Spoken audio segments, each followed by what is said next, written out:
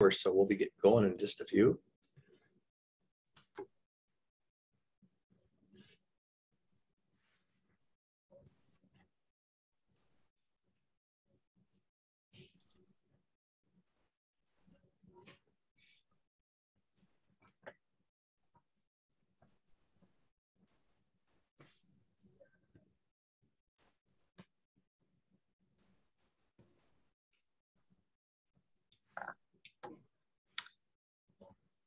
Well, I have the top of the hour, so I think we're going to get started. So good afternoon, everyone. I'd like to welcome everyone to our Soil Health Nexus Digital Cafe. I'm pretty excited about the topic today. I'm Paul Gross. I'm an extension educator in Central Michigan, along with Christina Correll, another educator from Michigan, Soil Health, and Marie from Wisconsin are kind of the co-PIs and hosts today. So for those of us, for those of you who are joining us for the first time, just to give you an idea of who we are, the Soil Health Nexus, we're a university-led group, researchers that are dedicated to getting access to research, soil health knowledge that is research-based. Our team includes representatives from the 12 North Central Region universities. So we're excited to have our cafe today. Linda Prokopy. I'm sorry, Linda, I butchered your name. But our format today was going to be presentations, the first part, about the first 20 to 25 minutes, question and answers, then you'll be allowed to break out into breakout rooms of your choosing to discuss the topic further as you wish. So with that, I'd like to welcome Dr. Linda Prokopy, understanding the adoption of soil health practices. And I think this is going to be a good one. So I'm going to stop sharing and let you share, Linda. Welcome. And we're glad to have you today. Excellent. Thanks, Paul. Let me know if you can't see the correct screen for some reason. If not, I will just jump right in. So as Paul said, I am the department head of Horticulture and Landscape Architecture here at Purdue University. But I've only been doing this for 18 months, but I've been 19 years at Purdue, mostly focused on researching what motivates farmers to adopt conservation practices. And I recognize several names today. So some of you have allowed me to work in your watersheds in your counties over these many years. And some of you have probably heard a version of this talk before, but I think I always say things differently. So hopefully it will still be interesting and there should be plenty of time for Q&A. So let's just jump right in. What you see here on this cover slide, of course, is Rogers' diffusion of innovation curve, which when we think about what motivates farmers to adopt practices, we often think about Everett Rogers and diffusion of innovations. And this curve probably looks very familiar to many of you. And it's sort of his theory of how adoption happens, right? We start with innovators and then early adopters. And then there's these, what he terms laggards, who are the people who it's not really worth wasting our time and energy on because they're probably not going to ever adopt the practice no matter what we do. Lots of my thinking about adoption is framed around Everett Rogers. Also the theory of planned behavior by a couple of other scholars, Eijum and Fishbein, that I think explain a lot of what farmers do based on my research. There has been a huge amount of research over the last 30 years on what motivates farmers to adopt conservation practices. A lot of it concentrated here in the Midwest. So we're actually quite fortunate here because we understand a lot more about what motivates farmers to adopt practices here than we do in other regions of the country because of, I guess, people like me doing a lot of research, but also a lot of folks at other land-grant universities here in the Midwest. We have done in my group, in partnership with folks at Iowa State and University of Illinois and some other universities, we've done a lot of research trying to synthesize this literature. So what I'm going to talk about today is sort of a summary of all of the literature in terms of what motivates adoption. But when I give specific examples, it's pretty much always from my work, which is predominantly in Indiana, but also does cover other states in the Midwest. So this diagram here, I think really captures what motivates behavior. And I'm going to walk through each of these blocks one by one through this talk and sort of illustrate what we mean by each of them. And have you think, as I'm doing this, think about the farmers that you work with, the type of work you're doing and how some of these things might play into someone's decision-making and what you can do to influence someone's decision-making based on this. So the first block are background factors. Who a person is very, very important for whether or not they ultimately adopt. And when we think about these background factors, we can break them down into 3 categories.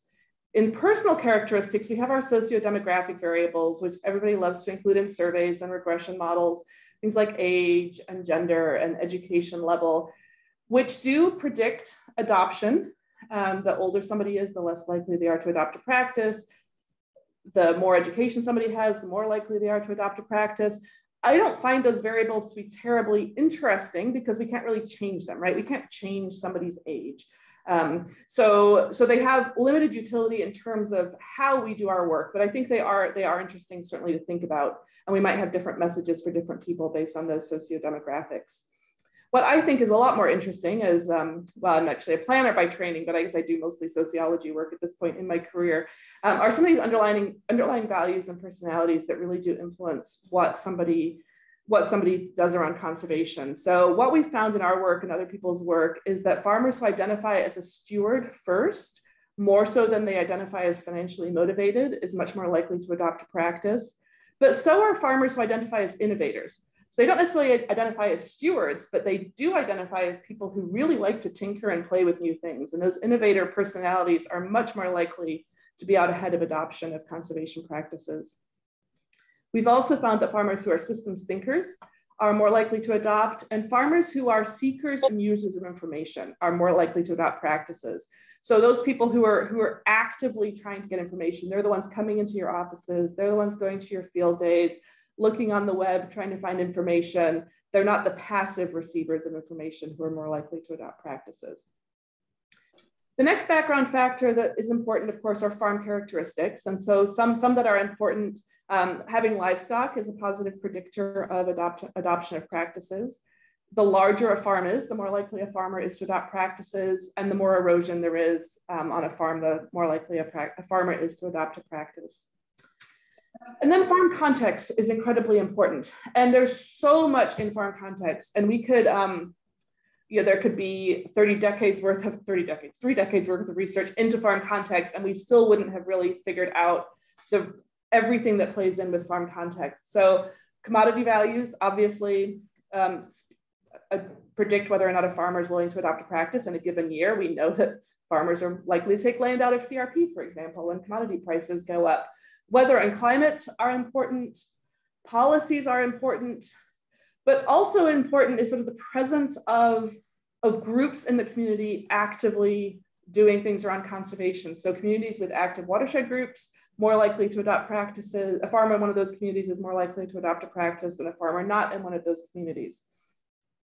And this policy variable is a hard one to tease out because we have the same policies across many of our states, and we can't really experiment with them, but we do know the presence of crop insurance, other types of policies like that certainly do play into a farmer's decision to adopt a practice.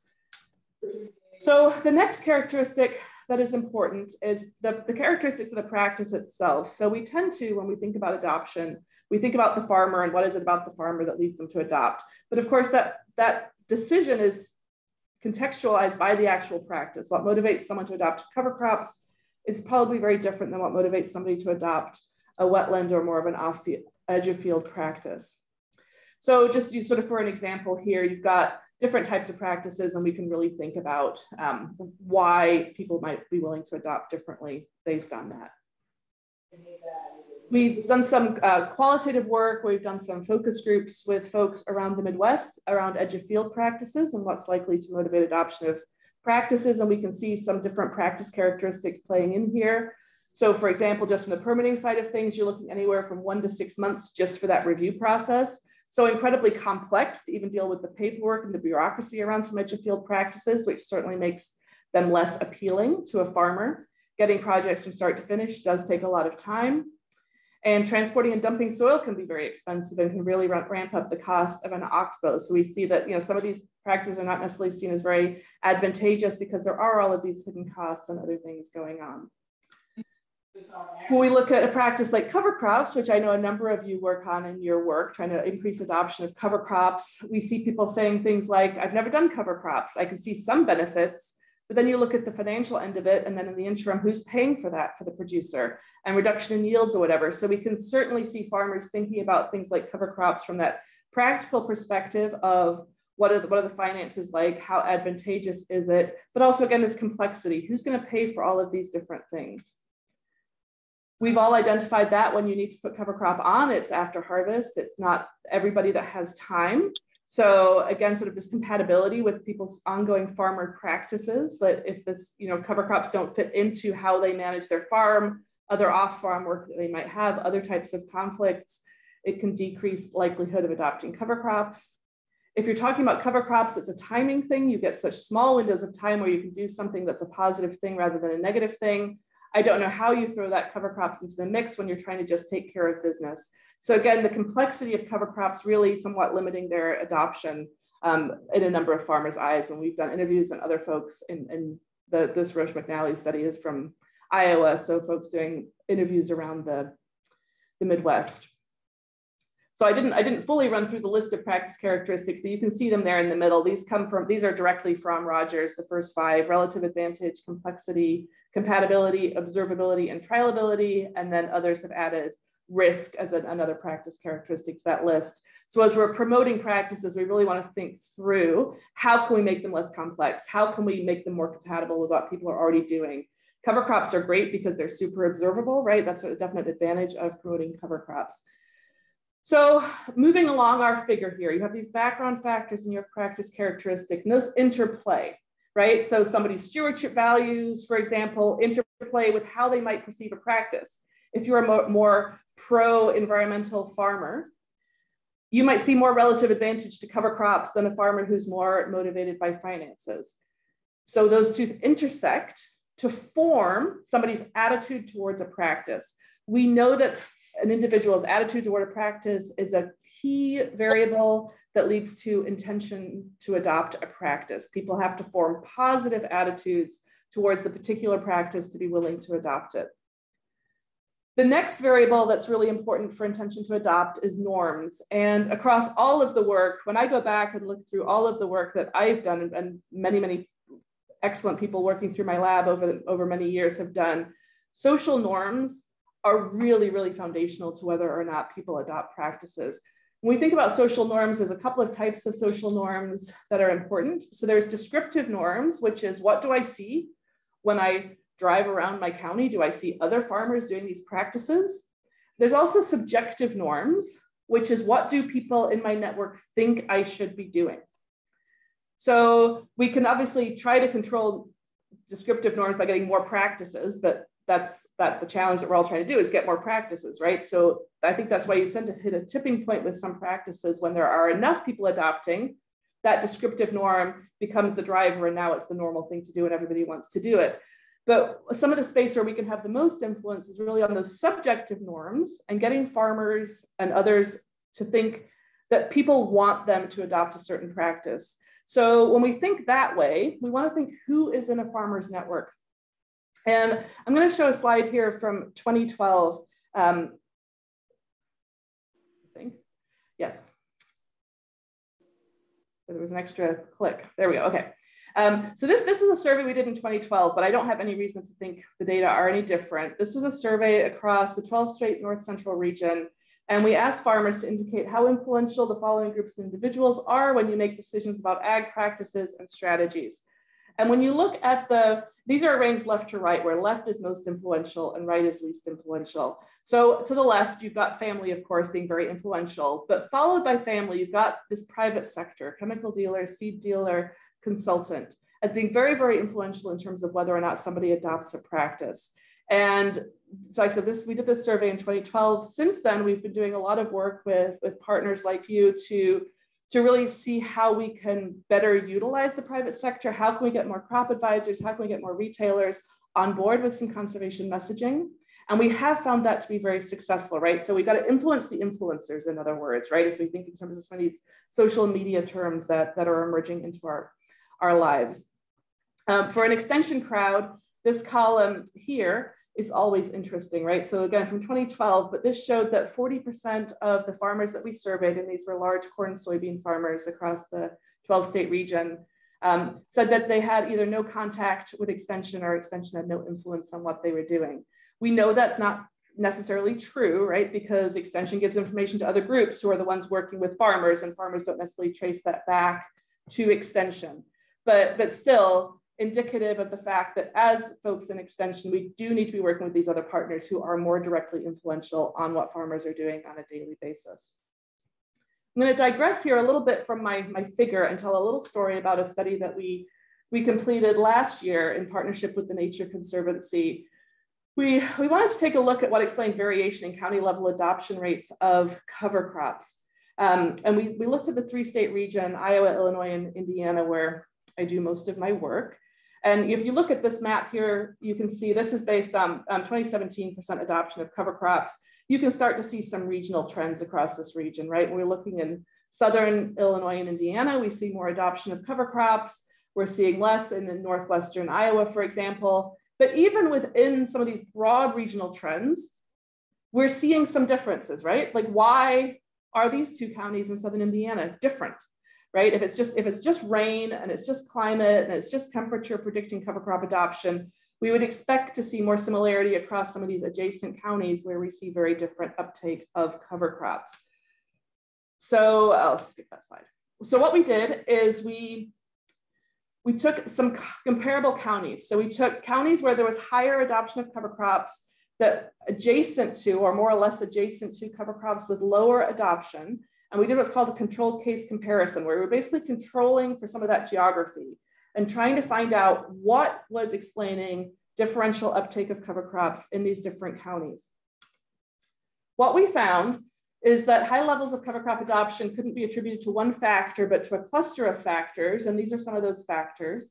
So having early cover crop adopters in a county was important, having a cover crop culture, which I'll talk more about in a second, having programs beyond EQIP and CSP, having conservation staff promoting cover crops beyond their regular duties, having collaboration between agencies and entrepreneurs. I'll also talk about that. Organic produce, pastured livestock, and or smaller scale farms, and having more cattle were important. So some of these, like the more cattle, are not social factors, but what you can see when you look at this is there's a lot of social factors that are explaining this increased cover crop adoption. And the reason I put this little story in my section on norms is because I think norms are a big piece of this. So this table shows the gold columns are the counties with higher adoption, and the white columns are the counties with lower adoption. If we look at this row for cover crop culture, what we see is that in all but one of the counties with high adoption, there was this cover crop culture, which we saw a couple of times in the counties with lower adoption, but we primarily saw it in these high adoption counties. Cover crop culture emerged, this was encoding of focus group and interview data. Cover crop culture emerged when folks were talking about this real, just sort of the dominant paradigm almost in this county, right? People think cover crops are good. There's other people doing it. I have people to talk to. And that leading to more, or at least being correlated with more adoption of cover crops. The other thing that we saw, and this variable here, you'll note, appears in every single county with high adoption and doesn't appear in any of the counties with low adoption, is this collaboration between agencies and entrepreneurs. And entrepreneurs were sort of a general term explaining both crop advisors, but also sometimes farmers. So it varied county to county who that entrepreneur was, but a deep collaboration between extension and or NRCS or soil and water conservation districts and one of these private sector people who were jointly messaging, jointly working together, picking up the phone and calling each other with questions and working very closely together to create that social norm of cover crop adoption in those counties. So what this work really sort of illustrates, I think, is the importance of that culture and that collaboration, shifting norms and making adoption of a practice more acceptable, more typical, more expected for some of these farmers in those counties. All right, back to our figure. We have these three variables that inform intention to behave a certain way. We've talked about attitudes and norms. The third is perceived behavioral control. And this comes out of the social psychology literature. you're saying that sometimes people just don't have control over a particular behavior, right? So but you think you have control. That a typical example would be something like with cover crops is, I think I can adopt cover crops, and so I might have the intention to do it, but when I actually go to adopt cover crops, I can't find any seeds, right? So I didn't have actual control over that behavior. So some of those are pretty easy to understand, but I'm going to illustrate perceived behavioral control by talking about rented farmland, because I think this is one of the biggest barriers to adoption, if not the biggest barrier to adoption of more practices, is the percentage of farmland in our region that is rented. So this map is an overlay of the Sparrow model, which shows nutrient export to the Gulf of Mexico at the county level and the amount of rented farmland in each county. And so where you see the really dark colors in Iowa, Illinois, and Indiana, and a little bit in Ohio, you're seeing high nutrient export and high levels of rented land, over 60% in some of the counties in this region, where the person farming the land is not the person who owns the land. So the question is, well, when I talk about this model of decision making, who even is the decision maker, right? Like the farmer, the person farming the land might think they have control over the decision to adopt cover crops, but when they talk to the landowner says no. What we see more commonly is that the landowner and the tenant don't seem to really talk to each other about conservation. And there's a number of reasons for this. When we've done interviews with both groups separately, landowners will often say, I don't want to talk to my tenant about adopting cover crops or another conservation practice because I am worried that my tenant won't want to do it and they'll stop farming my land, and how will I find another tenant? And when we talk to tenants, they don't want to talk to their landowner because they're worried the landowner won't want to do it, and they will stop renting the land to them and they'll find somebody else to rent the land to.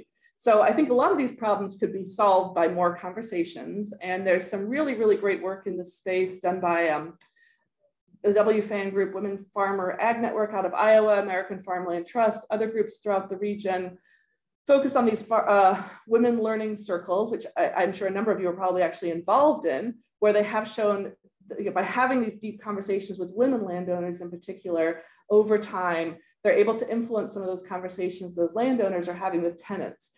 But it's such an intensive process, it's hard to reach a lot of landowners, right? We're talking about 60% of the farmland in this region. How do we reach all of those landowners?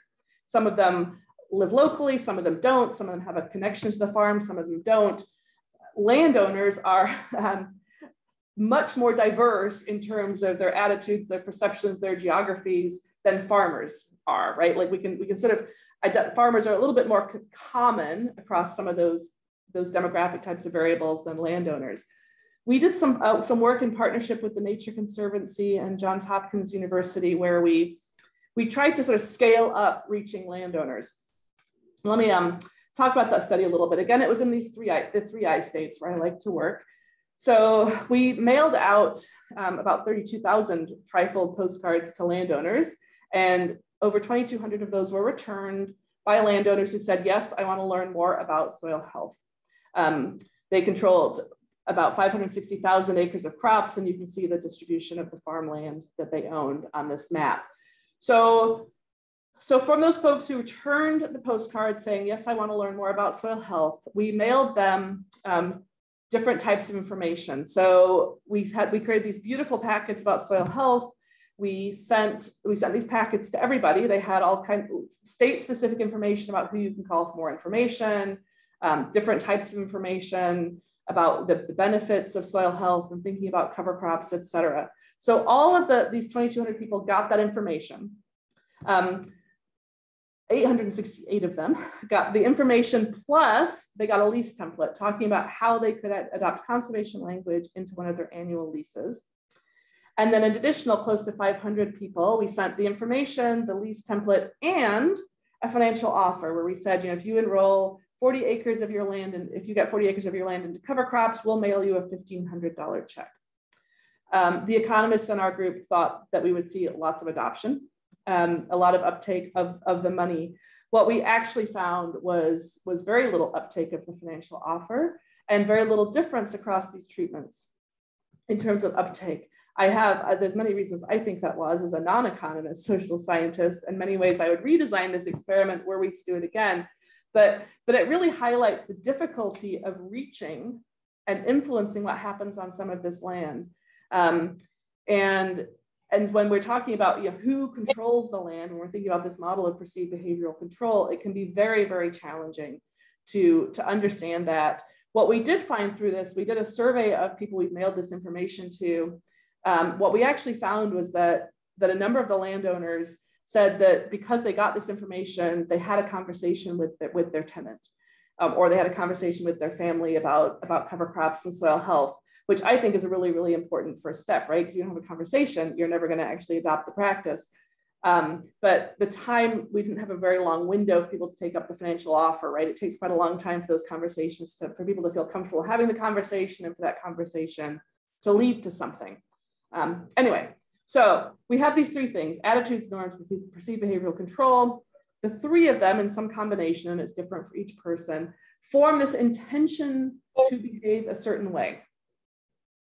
Once someone has formed an intention to behave a certain way, we would expect them to adopt the behavior, right? If they've actually formed all the right opinions, etc.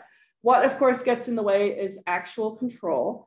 So where somebody's decided I'm going to adopt cover crops, I'm going to build a wetland, and then they realize they can't get the permit, or they can't get the seeds, or they don't actually own the land and they don't have the control to do that. So that gets in the way and influences behavior.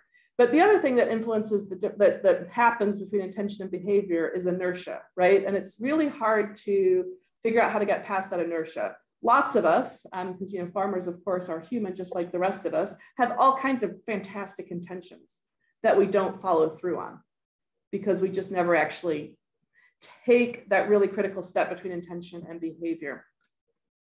But ideally, what we're trying to do in our work is we're trying to get these behaviors adopted. What I don't think we spend enough time on is thinking about persistence. I don't think we spend enough time as a community thinking about what motivates farmers to adopt a practice in a sustainable way, right? So we don't want somebody to adopt a practice for 1 to 3 years and then discontinue the practice, right? For many of the types of practices that we're trying to promote around soil health, the benefits of those practices go away as soon as you discontinue use. So for example, with EQIP, we fund folks for 3 years to adopt cover crops, and then the money goes away. We know anecdotally that a number of farmers discontinue use of cover crops at that point. It's really hard to find out why. We've tried to do some work on this in partnership with NRCS and the Nature Conservancy to better understand what predicts whether or not somebody continues to use a practice once the funding goes away. And the challenge is that the people who want to talk to us are the people who had a great experience. They want to tell us all about their great experience and how they're continuing to use cover crops or whatever the practice is.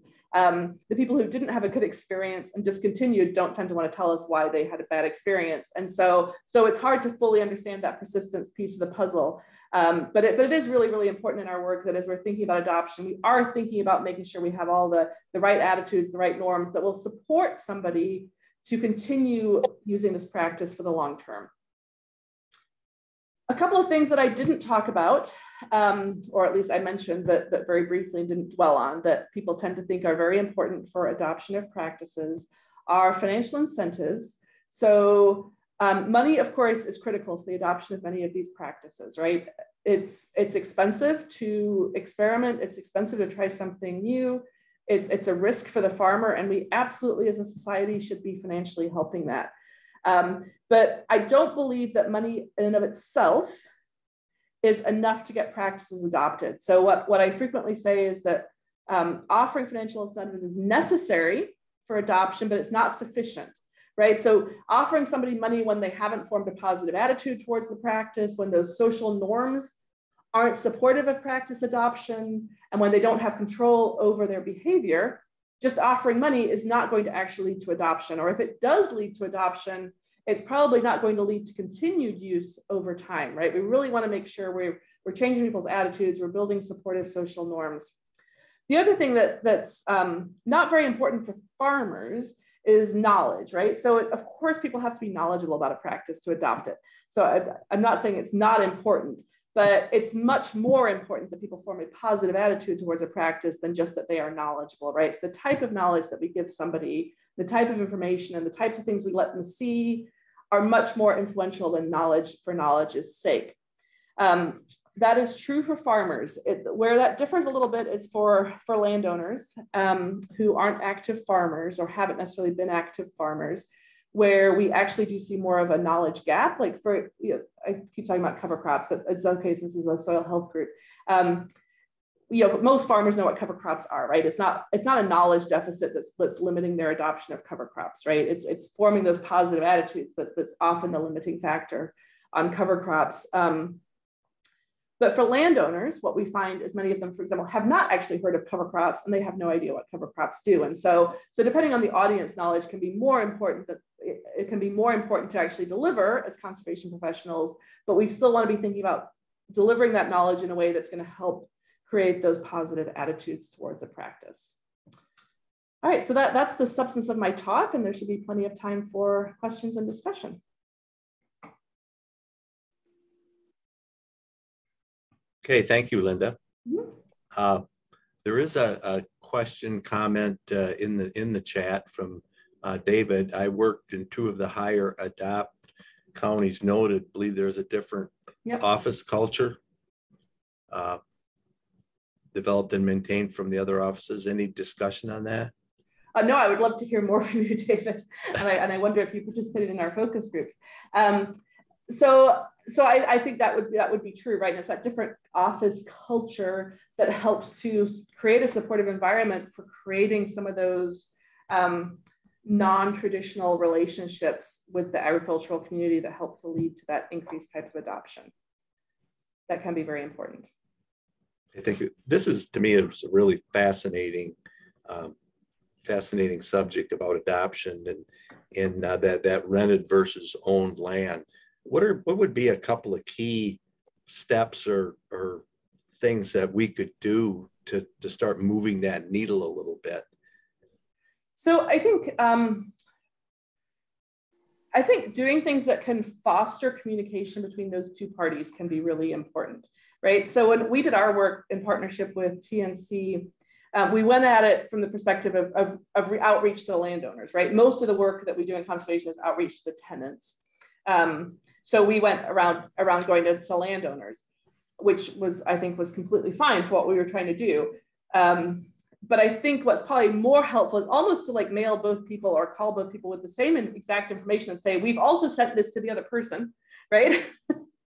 And you should get together and talk about it, or come down to the office and let's talk together. I know there's been some, many of you are all active in this space. You probably have great stories to share of what you have tried to do. But certainly I know there's been some efforts to really try to foster those relationships, to even facilitate a conversation between the 2 people.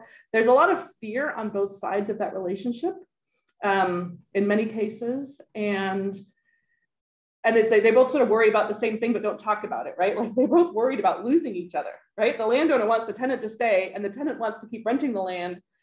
So if we can sort of get past that and say, yes, everybody wants to be here and everybody wants to keep farming this land, right?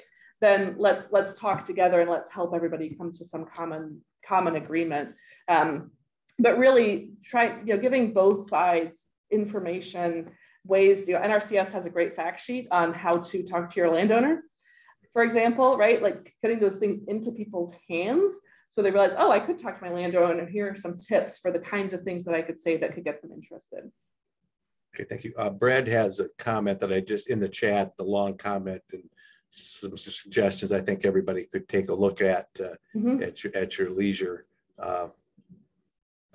Charles has a comment. I found that for many people who have made major changes, they first had some type of personal crisis that made them reevaluate their whole farm system. And then, okay, go ahead. I'm sorry, Linda. No, I was just skimming Brad's comment, and I do agree on one-to-one obviously being very, very important, and we need more money for conservation to get more people on the ground. Yes, in terms of personal crisis, I do think that obviously can be a really important trigger. It's hard to replicate that, right? So it doesn't show up in a lot of studies because it tends to sort of be more at the anecdotal level. But a lot of farmers who are systems thinkers have had some sort of a crisis that's sort of forced them to start thinking differently about their farm operation. So yes, that can certainly be very important. Yeah. Joe has a question. What factors short of adoption go into creating that culture of conservation? So it can be things like having a local trusted person who is selling seeds, is helping to answer questions, is taking some of the risk out of the equation for farmers. Again, those social norms being really important. So whether other people are adopting practices or not, there is a social norm in that community that cover crops look good. Right? It's not, you don't have a messy field. You actually have a field that looks good, right? So trying to change some of that sort of dominant paradigm that can often happen in our farming communities. Yeah. Do you want me to read these, or do you want to go through? Because I can do it. That's Tracy fine. has a question. Are any of these women learner circles or other groups hosting workshops? That is an excellent question, Tricia, and I actually don't know. And I would hope the answer is yes. And if I would encourage anyone on the call who does know the answer to feel free to unmute and answer or type in the chat.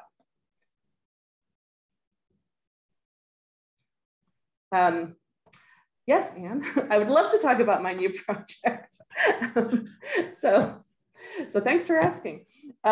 So we have a new $10 million sustainable ag systems project led out of Purdue, but with a number of collaborators across the region at many of your state land-grant universities, and some nonprofits in the region as well, where the goal of that is, so most of my work has been, as you can tell from this talk, has been focused on adopting conservation practices on corn and soybean fields.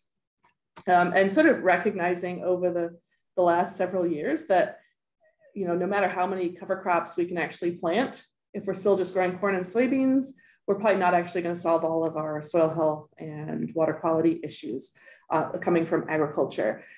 So really starting to think about what should our farming agricultural landscape look like, and what can we do in addition to corn and soybeans? And I say in addition to, because it's not about getting rid of corn and soybeans, but we have this new project called Diverse Corn Belt. And the goal is to diversify the Corn Belt, to diversify what we are growing, how we are growing it, and who is growing it, right? So diversification in many aspects. And we're looking at this from the lens of obviously thinking at the farm level, but also thinking about the landscape level. What do we really want the landscape to look like? What kind of markets are needed to really support farmers in this type of evolution in terms of thinking about what they're growing?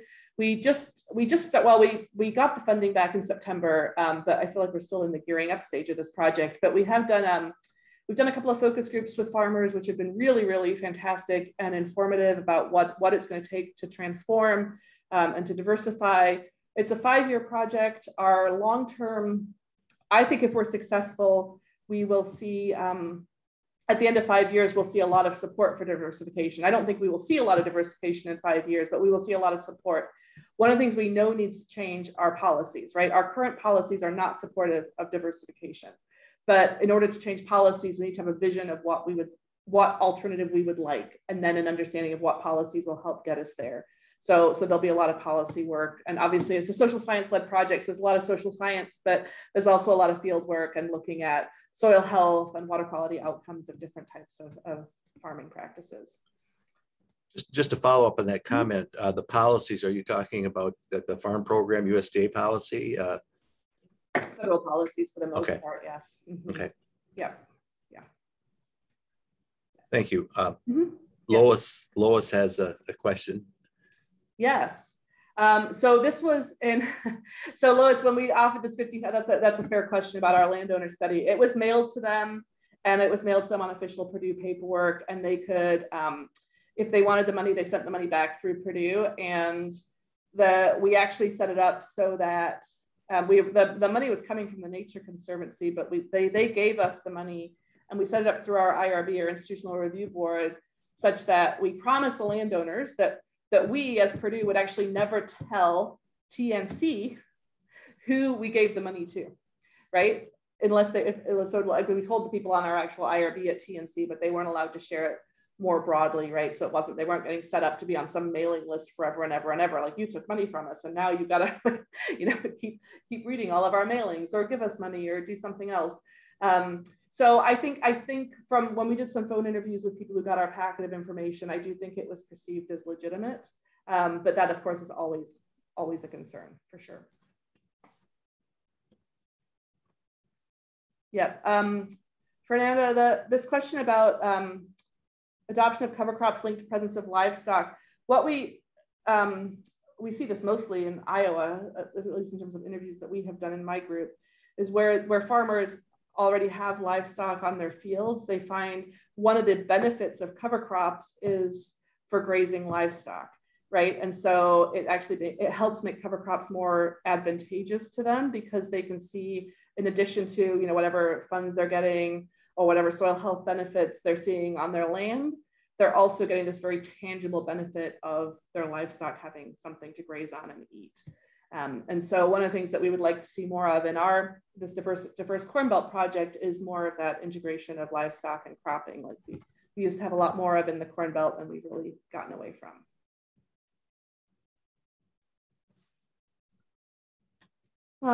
Yes, there's lots of opportunities for co-creation of knowledge. And I don't know if I have much to say about examples of knowledge people appreciate and incorporate. I think obviously, culturally relevant information is always important. Working on one thing we're doing in this diverse Corn Belt project is we are working with farmers before we do any field work, which won't happen until starts next field season. We're going to do quite a lot more focus groups with farmers to make sure we're gathering the information they want to know, right? We will create knowledge about what are the benefits or non-benefits of a diverse cropping system, but we want to make sure we're answering the questions that farmers have, right? And of course, a lot of their farmers are around economics, which we will be answering, but we'll also be trying to make sure we're answering the actual soil health questions that they have, the water quality questions they have, the pollinator habitat types of questions that they have.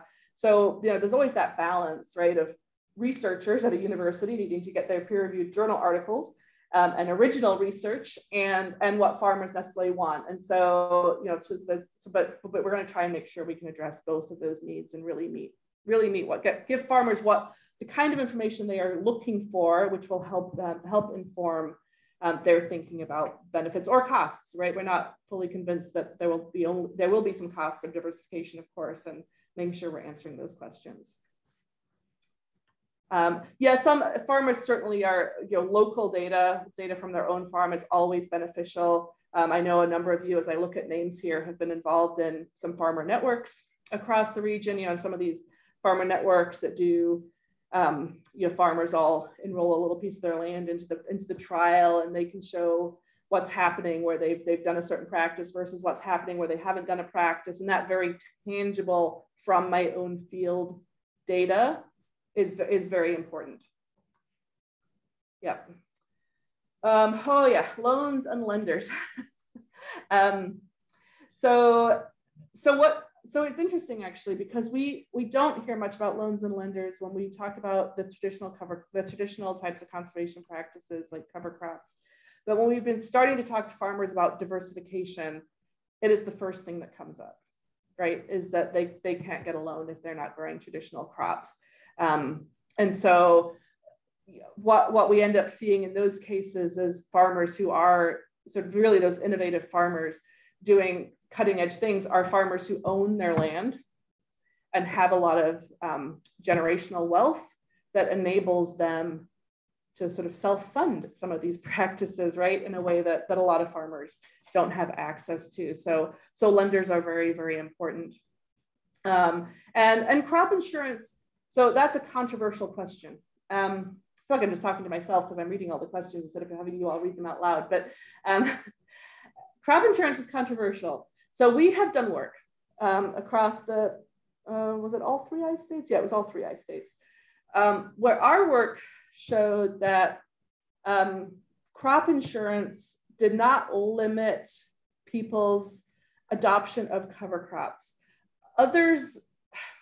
Conventional wisdom is that crop insurance limits adoption of cover crops. People did not like the results of our study that showed that crop insurance didn't limit the adoption of cover crops. Rod Rejesus out of University of Georgia just within the last few months, published a paper looking at Midwestern data where he found pretty much the same thing, that crop insurance was not limiting adoption of cover crops. So I think it's a valid finding. Of course, in any peer-reviewed science, replication is critical, right? One study is not the definitive answer. But Rod found very similar things that we found with very, very different methodologies. So I think we need to keep questioning cover crop insurance. It's certainly not a settled issue, but I don't think it's the huge barrier that conventional wisdom has us think it is. And if anybody wants to unmute and challenge me on that, they're welcome to, or anything else.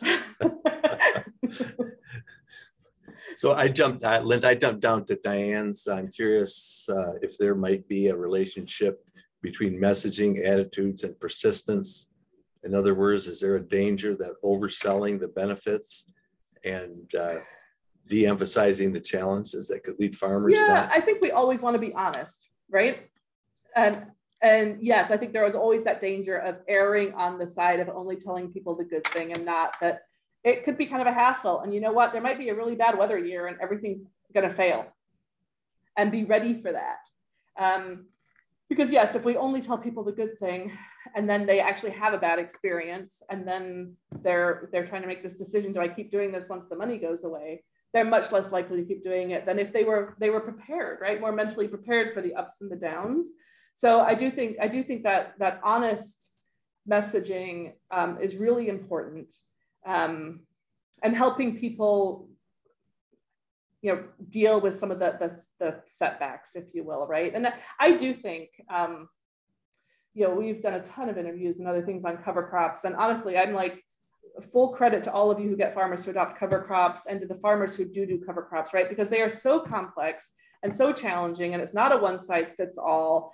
And, we've got great decision support tools out there, like the Midwest Regional Cover Crop Council, that are trying to help make those decisions easier, but it's really not an easy decision, right? And it's not the same, the answer isn't the same every year for what you should do and what the right thing is. And that's really complex, right? And we know that barrier, that complexity creates this huge barrier. And so really full credit to everybody who is willing to do that, right? And take that chance. But I do think, we do need to be honest with people about the challenges, right? And then help them navigate through some of those challenges as best we can, for sure. Yeah. Other questions, Paul, that you're seeing as you scroll down? Yeah, I think there's a couple of comments, just that there are some Women for Our Land groups in Indiana, and they have the links to them. Good, great. Also in Wisconsin. Larry has a comment as we move down about any financial information given as the total financial picture of going to no-till, strip-till, and cover crops. I haven't done that. I think some of you probably have, right?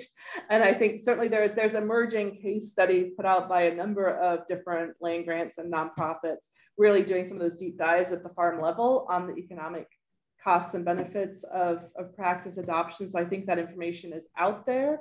Again, whenever we present all of that information, we increase complexity again, right? And there's this inherent, like, how much do I want to tell people? Because then it turns them off because it's so complex.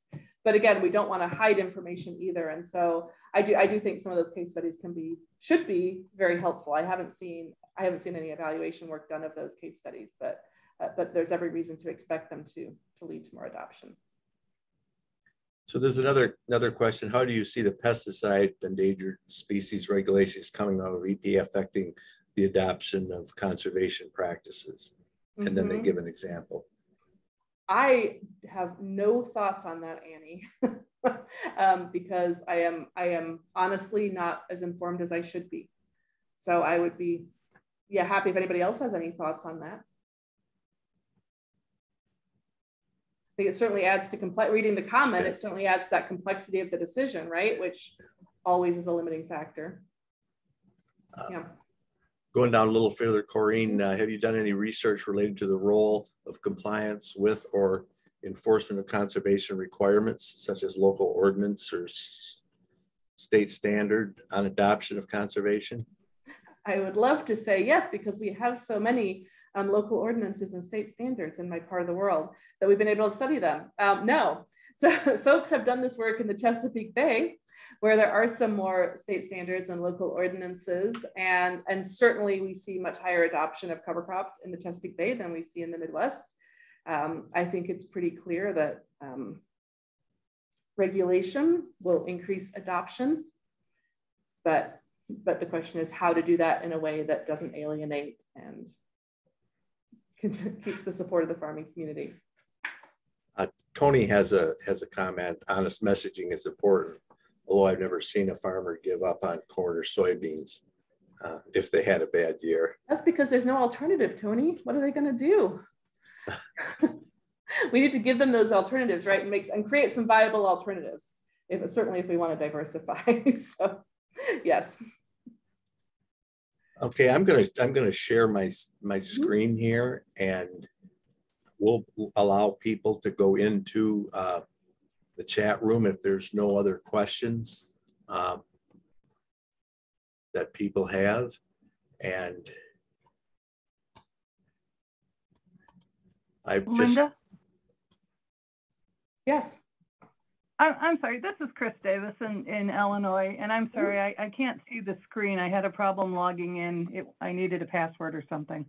Hey, in central Illinois, we've got a few mega grain farms that are wreaking havoc on how we are applying conservation at the local level, because back in the 80s and 90s, you had the landowner and the operator profit sharing, and now these large mega farms were having a serious competition and buyouts by these larger mega farms, knocking out all, it's basically turning it, well, I won't say what it's turning into, but do you have any ideas on how we use the stewardship line and the, trying to, again, get the landowners to not necessarily claim all of the funds and stick with the little guy versus rolling with the big guy?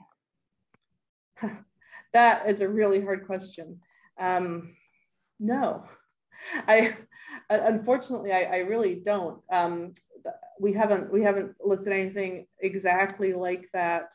But I'm sure there are examples, obviously, throughout the region that would be beneficial, probably in breakout rooms, or right now, if others have some thoughts on what they've seen be successful, would be helpful. That's a great question. It would make a really great case study to try to do something there and try and influence that and see what didn't work, for sure.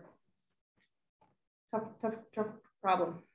Yeah, okay, thank you, Linda. I shared that stop sharing. There's a lot of thank yous, and we appreciate you be with us today. Next month, we're going to have Dr. Anna Cates is going to be talking about soil health and water quality. So everyone now can choose to go to a room to carry on additional conversations and questions that you might have. So again, thank you for joining us today. Thank you so much, Linda, for talking about a very interesting, adaptation of practices has more to do with sociology, I think, than sometimes agronomy and those things. So this is fascinating work that you do, and I thank you for it. So let's go to breakout rooms. Yeah, the option for a breakout room, you should be able to choose your own. It should be at the bottom of your screen there. And folks can choose the breakout room that best fits them. Educator, researcher, agency, student, or producer. Let me know if you're having any difficulty with that. And thank you. We'll see you in the rooms and have some discussion.